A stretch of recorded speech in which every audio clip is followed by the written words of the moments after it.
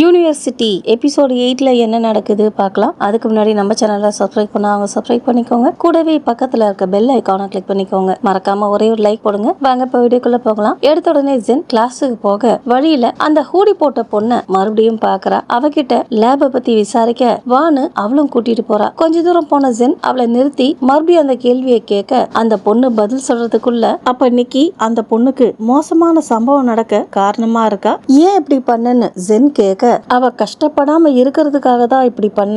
எங்க கிட்ட இருந்து உன்னை காப்பாத்தி இருக்கேன். ஆல்வரிஸ் கிட்ட இருந்து தள்ளி இரு. அவ சொன்னதை கேட்ட ஜென் கைய உயர்த்த நிக்கி அவளை தடுத்து என்ன காயப்படுத்துறதுனால உனக்கு எந்த நல்லதும் நடக்காதுன்னு சொல்லிட்டு போயிடுறா. அடுத்துதான் வாஷ்ரூமுக்கு போன ஜென் கையெல்லாம் கழுவிட்டு இப்போ நிக்கி சொல்லிட்டு போனது இதுக்கு முன்னாடி சார் ஆல்வரிஸ் சொன்னது. அதுக்கப்புறம் சுப்ரீமோ இவளை செக்ரட்டரி போஸ்டிங்க ஏத்துக்க சொன்னார் இல்லையா, அதுக்கப்புறம் இவ அந்த போஸ்டிங்க ஏத்துக்கிட்டது. அதுக்கப்புறம் சில பசங்க இவகிட்ட காப்பாத்த சொல்லி கெஞ்சினாங்க இல்லையா, அதுக்கப்புறம் கூடி போட்ட பொண்ணை மீட் பண்ணா இல்லையா, இதெல்லாம் நினைச்சு பார்த்துட்டு ஃபேஸ் வாஷ் பண்ணிட்டு கிளாஸ் ரூமுக்கு போக அங்க ஒரு டீச்சர் ஒரு ஸ்டூடெண்ட் கிளாஸ ஒழுங்கா கவனிக்கலன்னு சத்தம் போடுறாங்க. அதனால கடுப்பான அந்த ஸ்டூடெண்ட் டீச்சர் கூட வாக்குவாதத்துல ஈடுபடுறா. இதுல டீச்சருக்கு ரொம்ப மோசமான சம்பவம் நடக்குது. இத பார்த்த ஜென் நேரா அவ ரூமுக்கு போறா. ரூமுக்கு போன உடனே இந்த வாரம் மோசமான சம்பவம் நடக்கும்னு தெரியும், ஆனா இவ்வளவு தீவிரமா இருக்கும்னு எதிர்பார்க்கல. இதை என்னால தாங்கிக்க முடியல. வரப்போற நாட்கள் இன்னும் எவ்வளவு கடினமா இருக்கும் தெரியலன்னு மனசுக்குள்ளவே சொல்றா. மறுநாள் காலையில ஜென் ஒரு மரத்து கீழே உட்கார்ந்து மனசுக்குள்ளவே இந்த யூனிவர்சிட்டியில இருந்து நான் பாதுகாப்பா வெளியே வருவேன்ற நம்பிக்கை சில நேரங்கள்ல குறைஞ்சு போகுது. தொடர்ந்து போராடுறதுக்கு என்னோட ஃப்ரெண்ட்ஸ் தான் எனக்கு இருக்க ஒரே பலம்னு சொல்லிட்டு இருக்க. அப்போ அங்க வந்த மியா இவ டல்லா இருக்கிறத பார்த்துட்டு கவலைப்படாத, இதையும் நாம சமாளிச்சு கடந்து போவோம்னு சொல்றா. அதை கேட்ட ஜென் மத்த ஃப்ரெண்ட்ஸுங்கெல்லாம் எங்கன்னு கேட்க உடனே மியா ஒரு திசைய காமிக்க தூரத்துல மத்தவங்க எல்லாம் விளையாடிட்டு இருக்காங்க. இவ பார்த்த உடனே அவங்களும் இவளுக்கு ஹாய் காமிக்க இவ்வளவு ஹாய் காமிக்கிறா. அப்ப மியா ஜென் உனக்கு ஒண்ணு தெரியுமா, நடக்கிற எல்லா விஷயங்களுக்குள்ளும் நாம ஒன்னா இருக்கிறப்போ என்னோட பயமும் பதட்டமும் குறையுது. நேத்து மாதிரி நீ எங்களை கவலைப்பட வச்சாலும் நாங்க இன்னும் ஒன்ன நம்புறோம். ஏன்னா நாம ஒன்னா இருக்கணும்னு வாக்குறுதி கொடுத்திருக்கோம்னு சொல்றா. அதை கேட்ட ஜென் நான் போகணும்னு சொல்றா. அதுக்கு மியா நாம ஒன்னா இருப்போம்னு நினைச்சேன்னு சொல்ல நாம ஒன்னாதான் இருக்கிறோம், மறுபடியும் சந்திக்கலாம். நான் செக்ரட்டரின்றதுனால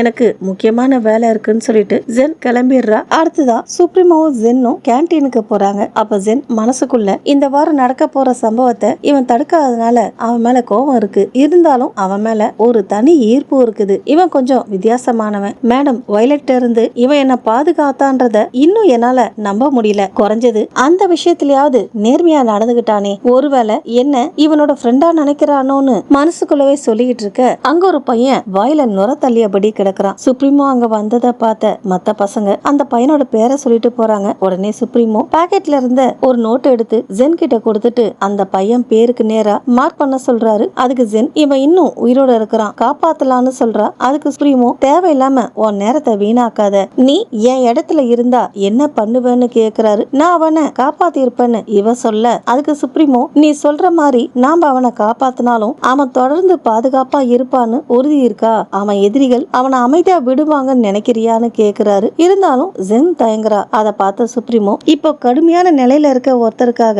என் நேரத்தை வீணாக்குற, நம்மளால எல்லாரையும் காப்பாத்த முடியாதுன்னு சொல்றாரு. அதுக்கு ஜென் நீங்களும் மேட்டும் ஒரே விஷயத்த சொன்னீங்கன்னு சொல்லிட்டு மேட் ஜென் கிட்ட நம்மளால எல்லாரையும் காப்பாத்த முடியாதுன்னு சொன்னார் இல்லையா, அதை நினைச்சு பாக்குறா. அடுத்ததான் அந்த நோட்ல இருந்த அந்த பையன் பேருக்கு நேரா மார்க் பண்றா. அப்போ சார் ஆல்வரிஸ் அங்க வர சுப்ரீமோ அவர்கிட்ட அவரோட கிளாஸுக்கு 10 நிமிஷம் லேட்டா போகிறதா சொல்றாரு. அதுக்கு அவரு எனக்கு முக்கியமா ஒரு வேலை இருந்துச்சுன்னு சொல்லிட்டு ஜென்ன ஒரு பார்வை பார்த்துட்டு கிளம்பிடுறாரு. அவரு ஜென்ன பார்த்தத சுப்ரீமோவும் கவனிச்சிடுறாரு. அவரு அங்கிருந்து போனதுக்கு அப்புறம் ஜென் கிட்ட உனக்கும் அவருக்கும் என்ன உறவுன்னு கேக்குறாரு. ஒன்னும் இல்லன்னு இவ சொல்ல அப்போ ஒரு பொண்ணு வந்து சுப்ரீமோ கிட்ட ஒரு ஃபைல கொடுக்கறா. அவ பேரு ஆஞ்சலிகா. சுப்ரீமோ அந்த ஃபைல பார்க்க உங்களுக்கு வேற ஏதாவது பண்ணணுமான்னு அவ கேட்க ஒண்ணு வேண்டாம், நல்ல வேலை பார்த்திருக்கேன்னு சுப்ரீமோ அவளை பாராட்டுறாரு. அப்ப ஜென் நானும் அந்த ஃபைல ரிவ்யூ பண்ணணும்னு சொல்ல உடனே சுப்ரீமோ நீ போன்னு சொல்ல என் டியூட்டி இன்னும் முடியலன்னு சொல்லிட்டு ஜென் ஆஞ்சலிகா கையில இருக்க ஃபைல பிடுங்க அவ கொடுக்க மாட்டேங்கிறா. நானும் ஆஞ்சலிகாவும் இத பாத்துக்கிறோம், நீ கிளம்புன்னு சொல்லிடுறாரு. ஆனா ஜென் போகாம அங்கேயே நிக்க அதை பார்த்த சுப்ரீமோ கிளம்பு, உனக்காக மேட் வெயிட் பண்ணிட்டு இருப்பான்னு சொல்ல கண்டிப்பான்னு சொல்லிட்டு ஜென்னும் போயிடுறா. அங்க இருந்து வெளியே வந்த ஜென்ன ஒரு பையன் பணையமா பிடிச்சுக்கிறான். மத்தவங்கள பக்கத்துல வர வேண்டான்னு எச்சரிக்கை பண்றான். அங்க சுப்ரீமோவும் ஆஞ்சலிகாவும் வராங்க. ஆனா சுப்ரீமோ ஜென்ன கண்டுக்காம ஆஞ்சலிகா கூட அங்க இருந்து போயிடுறாரு. அத பார்த்த ஜென் மனசுக்குள்ள நான் எப்படி இந்த விஷயத்த மறந்தேன், இவங்களுக்கு மத்தவங்க உயிரை பத்தி கவலையே கிடையாது, அப்படி இருக்கும்போது என் உயிரை மட்டும் பெருசா மதிப்பாங்களான்னு நினைக்கிறா. அப்போ மத்த ஃப்ரெண்ட்ஸும் வந்துடுறாங்க. அவங்க ஜென்னுக்கு உதவி பண்றதுக்குள்ள ஜென்னே அந்த பையனை சமாளிச்சிடுறா. இந்த சம்பவத்துல ஜென் கழுத்துல சின்ன காயம் ஏற்பட்டிருக்கு. அதுக்காக அவ கிளினிக்ல ட்ரீட்மெண்ட் எடுத்துக்க அவளோட ஃப்ரெண்ட்ஸ் கொஞ்ச நேரத்துக்கு முன்னாடி ஜென் வேற மாதிரி ரியாக்ட் பண்ணத பத்தி பேசிட்டு இருக்காங்க. அதாவது அவ கோவத்தோட உச்சத்தை காட்டின மாதிரி இருந்துச்சுன்னு சொல்றாங்க. அப்போ ஒருத்தர் நர்ஸ் கிட்ட இது சின்ன காயம்தான், இதுக்காக ரொம்ப நேரம் எடுத்துக்கிறீங்கன்னு சொல்லிட்டு போறாரு. யாரு அவருன்னு ஃப்ரெண்ட்ஸ் கேட்க அவர் தான் டாக்டர்னு நர்ஸ் சொல்றாங்க. இங்க டாக்டர் கூட இருக்கிறாங்களா, ஆனா அவருக்கு ஸ்டூடெண்ட்ஸ் மேல அவ்வளவா அக்கறை இல்லாத மாதிரி இருக்குதுன்னு ஃப்ரெண்ட்ஸ் பேசிக்கிறாங்க. அன்னைக்கு ராத்திரி ஜென் தண்ணி குடிச்சிட்டு ரூமுக்கு போக பசங்களோட ரூம் கதவு திறந்தே இருக்கு. அதனால உள்ள போய் பாக்குறா. ஆனா ரூமுக்குள்ள ஒருத்தரும் இல்ல. ராத்திரி நேரம் பசங்க ரூமுக்குள்ள இல்லனா அதுக்கு ஒரே ஒரு அர்த்தம் தான் இருக்கும்னு ஜென் மனசுக்குள்ள சொல்லிக்கிட்டே இருக்கும்போது வெனசா அங்க வந்துடுறா. வந்தவ ஒவ்வொரு ராத்திரியும் பசங்க வெளியே போறதா சொல்றா. நாம அவங்கள கண்டுபிடிக்கணும்னு சொல்லிட்டு ஜென் கிளம்ப இன்னைக்கு வேண்டான்னு வெனசா தடுக்கிறா. வெனிசா இங்க என்ன நடக்குது, ஒவ்வொரு ராத்திரியும் அவங்க வெளியே போற விஷயம் உனக்கு எப்ப தெரியும்னு கேக்குறா. எனக்கு ரொம்ப பயமா இருக்கு ஜென், ஒவ்வொரு ராத்திரியும் பசங்க வெளியே போறதுனால என்னால சரியா தூங்க கூட முடியல. முதல்ல மேட், அதுக்கப்புறம் டேவ், இப்போ ஜெரோமும் போயிருக்கான். அவங்க ராத்திரி நேரத்துல எங்க போறாங்கன்னு தெரியாது, அவங்க எங்க போயிருக்காங்கன்னு நான் கண்டுபிடிக்கிறேன்னு சொல்லிட்டு ஜென் கிளம்ப அவளை தடுத்த வெனசா, ஜென் ப்ளீஸ் நாம மட்டும்தான் இங்க இருக்கிறோம், இன்னைக்கு ராத்திரி மட்டும் நாம எல்லாரும் ஒன்னா இருக்கலாம்னு சொல்றா. அவளுக்காக ஜென்னும் வெளியே போகல, ரூம்லயே தங்கிடுறா. மறுநாள் காலையிலேயே ஜெரோம் யாராவது உதவி பண்ணுங்கன்னு கத்த குரலை கேட்டு ஜென் பதறி அடிச்சுக்கிட்டு வெளியே வரா. பார்த்தாக்க அவளுக்கு சர்ப்ரைஸ் கொடுக்கறதுக்காக வேணும்னே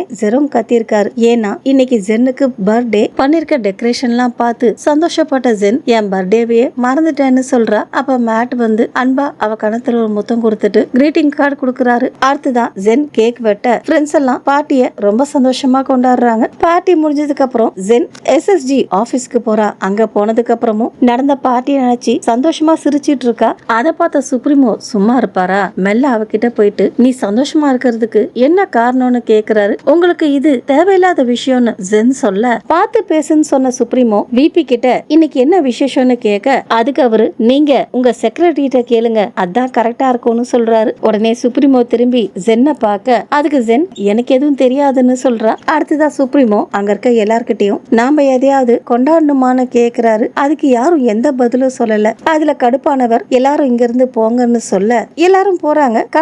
கடைசியா ஜென் போக அவளை தடுத்த சுப்ரீமோ எதுக்காக சந்தோஷமா இருக்க, எதுக்காக சிரிக்கிறேன்னு கேக்குறாரு. ஏன் நான் அப்படி இருக்க கூடாதா, இந்த மாதிரி கேள்வி கேட்டு நேரத்தை வீணாக்காம இந்த வாரம் நடக்க போற விஷயத்துல கவனத்தை செலுத்துங்க, ஏன்னா நம்மள சுத்தி நடக்க போற விஷயங்கள் ரொம்ப முக்கியமானதுன்னு சொல்றா. சந்தோஷம் என்ன தனியா விடுன்னு அவரு சொல்ல கண்டிப்பான்னு சொல்லிட்டு ஜென் அங்க இருந்து போயிடுறா. அடுத்துதான் ரெஸ்ட் ரூமுக்கு போன ஜென் நான் சிரிச்சா அவனுக்கு என்ன, நேத்து எனக்கு நடக்கிறத பார்த்துட்டு போனான்ல அதே மாதிரி இருக்க வேண்டியதானேன்னு மனசுக்குள்ளவே சொல்லிக்கிட்டு இருக்க அங்க ஆஞ்சலிகா வரா. வந்தவ ஜென்னை பார்த்துட்டு அவர் சொன்னது கரெக்ட் தான், நீ வித்தியாசமா இருக்கிற, நீ என்ன வேக்க வைக்கிற, நீ உண்மையிலேயே தனித்துவமானவ, நேத்து ஒன்ன எப்படி தற்காத்துக்கிட்டன்னு பார்த்த, என்னால ஒரு விஷயத்த மட்டும் தான் சொல்ல முடியும், அவன் மேல நம்பிக்கை வச்சிருக்கான், அவன் உனக்கு உதவி பண்ண விரும்பினாலும் அதை செய்யாம தன்னைத்தானே கட்டுப்படுத்திக்கிட்டான்னு சொல்லிட்டு ஆஞ்சலிகா போயிடுறா. அவ சொன்னதை கேட்ட ஜென் சுப்ரீமோவை தப்பா புரிஞ்சுக்கிட்டோன்னு நினைக்கிறா. அடுத்ததா ஜென் ஃப்ரெண்ட்ஸ் கூட சிரிச்சு பேசிக்கிட்டே போயிட்டு இருக்கா. அப்போ அங்க வந்த சுப்ரீமோ வழக்கம் போல ஜென்னை கூப்பிடுறாரு. அதை பார்த்த மேட் உங்களால செக்ரட்டரி இல்லாம எந்த வேலையும் பார்க்க முடியாதான்னு கேக்குறாரு. சுப்ரீமோ அதுக்கு பதில் சொல்லல. அப்ப ஜென் சாரி காய்ஸ், டியூட்டி கூப்பிடுது, நான் இன்னும் செக்ரட்டரி தான், அப்புறமா அவங்கள ரூம்ல பாக்குறேன்னு சொல்லிட்டு சுப்ரீமோ கூட போயிடுறா. அடுத்ததா சுப்ரீமோ கிட்ட உங்களுக்கு என்னதான் வேணும்னு கேட்க நீ என்னன்னு சொல்ல மாட்டியா, நான் தான் கண்டுபிடிக்கணுமா, என்ன கஷ்டப்படுத்துறதுல உனக்கு அவ்வளவு சந்தோஷமா, உன்னோட சிரிப்புக்கு பின்னாடி ஏதோ ஒண்ணு இருக்குன்னு எனக்கு தெரியும், உன்னை நினைச்சு எனக்கு தலை வலிக்குது. அவரு சொன்னதை கேட்டு குழப்பமான ஜென் அவரையே பார்க்க அப்ப சுப்ரீமோ ஹாப்பி பர்த்டேன்னு விஷ் பண்றாரு. அதை கேட்ட ஜென் மனசுக்குள்ளவே சுப்ரீமோ நான் இருக்கிறதே புறக்கணிக்கிறான்னு என் மேல அக்கறை காட்டலன்னு நான் எப்பவும் நினைச்சிட்டு இருந்தேன், ஆனா இப்ப சொன்ன அந்த 3 வார்த்தையால நான் கவனிக்கப்படுறேன்ற உணர்வை அவன் ஏற்படுத்திட்டான், என்ன காரணத்தாலேயோ அதை நான் மதிக்கிறேன்னு சொல்லிட்டு சந்தோஷப்படுறா. ஆனா அவ சந்தோஷம் ரொம்ப நேரத்துக்கு நீடிக்கல. அப்ப மைக்ல ஒரு அனௌன்ஸ்மெண்ட் வருது. பிரான்சிஸ்கோ தான் பேசுறாரு. அவர் என்ன சொல்றாருன்னா, ஸ்டூடெண்ட்ஸ் இந்த வாரம் முழுக்க உங்களுக்கு விருப்பமான செயல்களை செய்யலாம்னு சொன்னோம்ல, ஆனா அது கொஞ்சம் சலிப்பா இருக்குதா, அப்படின்னா அதை சுவாரஸ்யமா மாத்த சின்ன செயல்பாடு செய்யலாம், அதனால இந்த வாரம் இன்னும் எக்ஸைட்டிங்கா இருக்கும், நீங்க போயிட்டு உங்க லாக்கரை செக் பண்ணுங்க. உங்க லாக்கருக்குள்ள ஒரு பேப்பர் இருக்கும். அந்த பேப்பர்ல வேற ஒரு ஸ்டூடெண்டோட பேர் எழுதி இருக்கும். அந்த லாக்கருக்கு சொந்தமான ஸ்டூடெண்ட் பேப்பர்ல எந்த ஸ்டூடெண்ட் பேர் கிடைக்குதோ அந்த ஸ்டூடெண்ட் கதையை அவங்க முடிக்கணும். ஒருவேளை உங்க லாக்கர்ல இருக்க பேப்பர்ல எந்த பேரும் இல்லனா அந்த கதையோட மைய கதாபாத்திரம் நீங்க தான் அர்த்தம்னு சொல்றாரு. இந்த அனௌன்ஸ்மெண்ட்டை கேட்ட உடனே ஸ்டூடெண்ட்ஸ் எல்லாம் ஓடி போய் அவங்க லாக்கரை செக் பண்றாங்க. இன்னொரு பக்கம் இதை கேட்ட ஜென் சுப்ரீமோ கிட்ட இத பத்தி உங்களுக்கு தெரியுமான்னு கேக்குறா. அவரு தெரியாதுன்னு சொல்றாரு. இன்னொரு பக்கம் லாக்கரை செக் பண்ண ஸ்டூடெண்ட்ஸ் சில பேர் சந்தோஷப்படுறாங்க, சில பேர் வருத்தப்படுறாங்க. அப்ப சுப்ரீமோ ஜென்னை கூட்டிட்டு போய் அவ லாக்கரை செக் பண்ண சொல்றாரு. ஆனா ஜென் தயங்குறா, பதட்டமாகறா. அதை பார்த்த சுப்ரீமோ பயப்படாத, நான் தான் உன் கூட இருக்கல்ல, அமைதியா இருன்னு அவளை சமாதானப்படுத்துறாரு. அதுக்கு ஜென் ஒருவேளை அந்த பேப்பர்ல என் ஃப்ரெண்ட்ஸ் பேரோ உங்க பேரோ இருந்தா நான் என்ன பண்றதுன்னு கேக்குறா. அவ்வளவு தூரம் யோசிக்காத, முதல்ல செக் பண்ணலாம், அதுக்கப்புறம் என்ன பண்றதுன்னு பாக்கலாம்னு சொல்றாரு. ஜென்னும் அவர் சொன்னதை நம்பி லாக்கரை ஓபன் பண்ணி பேப்பர் எடுத்து பாக்குறா. ஆனா அந்த பேப்பர்ல எந்த பேரும் எழுதி இல்ல. அதை பார்த்த ஜென்னுக்கு சுப்ரீமோ தற்காப்பு பொருளம் கொடுத்தாரு இல்லையா, அதுதான் ஞாபகத்துக்கு வருது. அதை நினைச்சு பார்த்த சுப்ரீமோ கிட்டயும் இதுல ஒன்னும் எழுதி இல்லைன்னு சொல்றா. அதுக்கு அவர் எந்த பதிலும் சொல்லல. அன்னைக்கு ராத்திரி ஜென்னுக்கு தூக்கமே வரல. அதனால பசங்க ரூமுக்கு போய் பாக்குறா. வழக்கம் போல 3 பேரையும் காணும். அதனால ஜென் பாதுகாப்புக்காக ஒரு பொருளை கையில எடுத்துக்கிட்டு வெளியே போறா. ஒரு இடத்துல சில பசங்க பேசிட்டு இருக்காங்க. உடனே ஜென் மறைஞ்சுக்கிறா. அவ மறைஞ்சிருக்க இடத்துக்கு ஒரு பூனை வருது. அப்போ அவங்க பேசுறதெல்லாம் ஜென் காதுல விழுது. என்ன பேசிக்கிறாங்கன்னா, அவன் இன்னும் மேல இருக்கிறானா, அதுக்கு இன்னொருத்தன் நாம அவனை நம்பலாமா, இன்னொருத்தன் அவன் இப்பதான் டீம்ல சேர்ந்தான், அதுக்குள்ள கோ லீடரா, இதுல கொஞ்சம் கூட அர்த்தம் கிடையாதுன்னு சொல்றான். அதுக்கு இன்னொருத்தன் நம்மளால வேற என்ன பண்ண முடியும், அவனும் பாஸ் மாதிரி தான் இருக்கான், அவனுக்கு ஒரு சான்ஸ் கொடுக்கலாம், பாஸ் அவன்கிட்ட ஏதோ பார்த்ததுனாலதான் அவனுக்கு கோ லீடர் பதவியை கொடுத்திருக்காருன்னு சொல்றான். அதுக்கு இன்னொருத்தன் இந்த போட்டியெல்லாம் கொஞ்சம் சலிப்பா இருக்கு, நாம எப்பவும் டெவில் காட் வாரியர் டீமை விட ஒரு படி முன்னாடி இருக்கணும்னு சொல்ல, அதை கேட்ட இன்னொருத்தன் வாங்க லேட் ஆயிட போகுது உள்ள போகலான்னு சொல்ல, உடனே எல்லாரும் அந்த பில்டிங்குள்ள போயிடுறாங்க. ஜென் அவங்கள பின்தொடரலான்னு பாக்குறப்போ அங்க நிக்கி வரா. வந்தவ நீ எல்லாத்தையும் பார்க்கணும்னு சொல்லிட்டு அவகிட்ட ஒரு மாஸ்க் தூக்கி போடுறா. இதோட தான் இந்த எபிசோட் முடியுது. ஓகே ஃப்ரெண்ட்ஸ், பிடிச்சிருந்தா லைக் பண்ணுங்க, ஷேர் பண்ணுங்க. தேங்க்ஸ் ஃபார் வாட்சிங்.